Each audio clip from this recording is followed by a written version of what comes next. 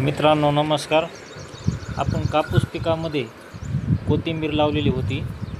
आता आपली कोथिंबीर सर्व निघालेली आहे. आता ते राहिलेले खाली जे कचरा, ते कोथिंबीरचे काही बुडं वगैरे नासलेले पाण्याने ते राहिल्यामुळं आपण बैलाच्या सहाय्याने कोळपणी करून घेत आहोत.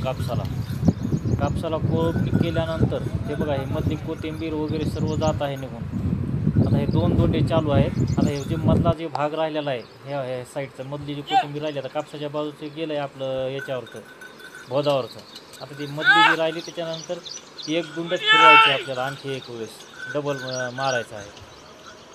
आणि अशा प्रकारे कोथिंबीर निघाल्यानंतर आपण कापसामध्ये कोळपणी करू शकतो. भरपूर जणांनी मला कमेंट केली होती की आपण कापूस पिकामध्ये कोथिंबीर लावल्यानंतर कोळपणी कशी केली काय नाही. पण आपण 2 वेळेस खुरपून घेतला होता कापूस, आणि खुरपल्यानंतर आता हे कोथिंबीर निघाल्यानंतर कोळपणी वगैरे करणं चालू आहे.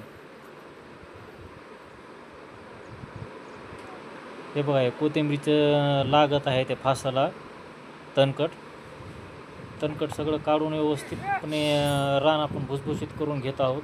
आणि जिथं कापूस आपला बारीक बसलेला आहे, म्हणजे काही जागी फुटकण झालेली आहे, तिथे आपण पुन्हा परत धने लावणार आहोत. अशा प्रकारे आपल्या कोथिंबीर पिकामध्ये कोळपणी चालू आहे. मित्रांनो, चॅनलला लाईक, सबस्क्राईब आणि शेअर नक्की करा.